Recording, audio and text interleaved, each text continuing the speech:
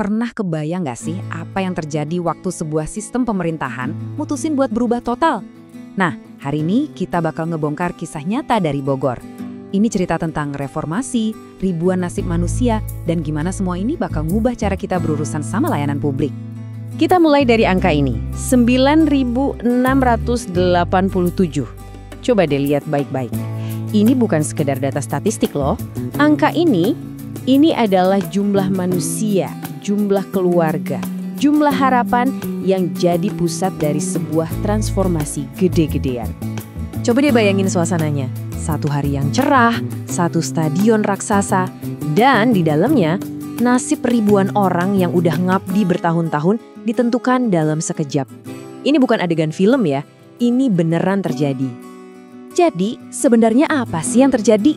Dan yang lebih penting nih, kenapa kita semua harus peduli? Karena di balik semua ini ada janji. Janji layanan publik yang lebih baik, lebih cepat, dan lebih manusiawi. Yuk kita telusuri bareng-bareng. Oke, kita mulai dari sini.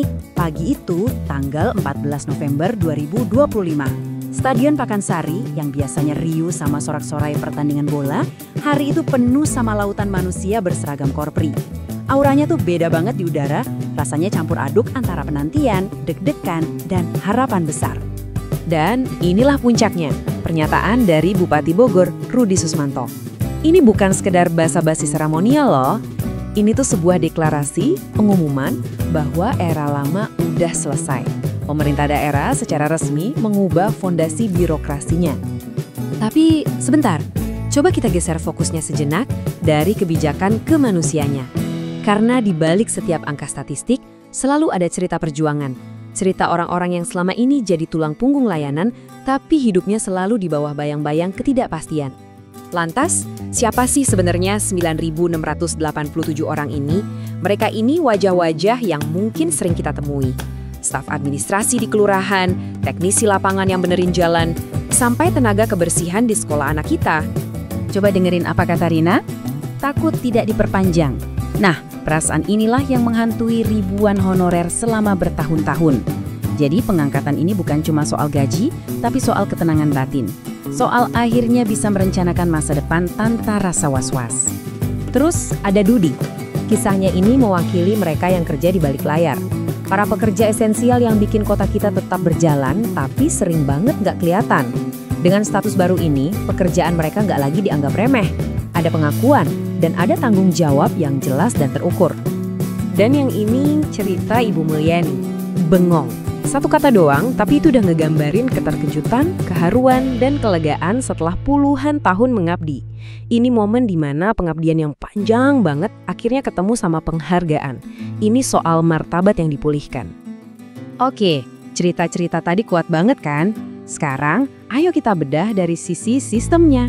Kenapa sih peristiwa ini layak disebut sebagai reformasi? Soalnya ini bukan cuma sekedar ngangkat pegawai baru. Ini adalah perombakan total sebuah sistem yang udah usang. Nah, tabel ini ngejelasin inti perubahannya. Di sebelah kiri itu sistem lama yang serba abu-abu. Status nggak jelas, jaminan kerja nggak ada.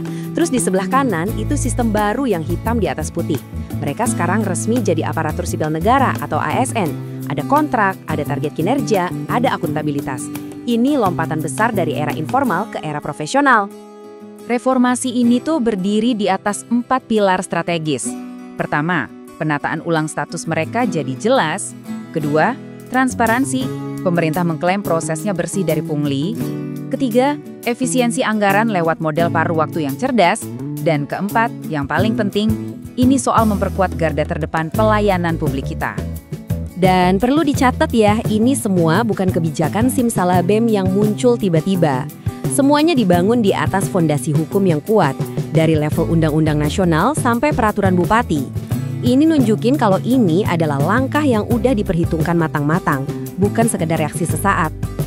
Sekarang kita sampai di bagian yang paling relevan buat kita semua. Oke, ribuan orang dapat status baru, sistemnya dirombak. Terus, untungnya buat saya apa? Nah, mari kita lihat dampak nyatanya. Gini loh efek domino yang diharapkan. Staf yang lebih termotivasi dan aman di kantor kecamatan bisa jadi ngurus KTP kita lebih cepat. Guru yang statusnya jelas bisa lebih fokus ngedidik anak-anak kita.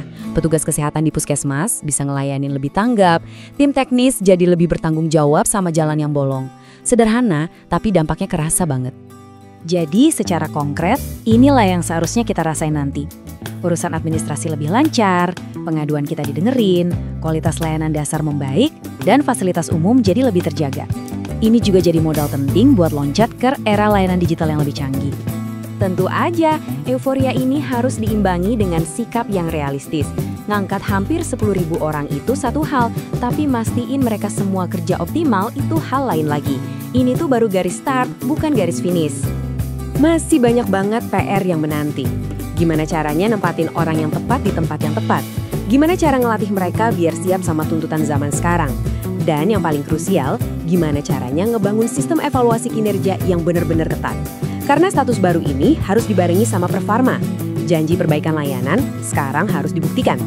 Jadi kita udah sama-sama menyaksikan sebuah langkah yang berani dan monumental.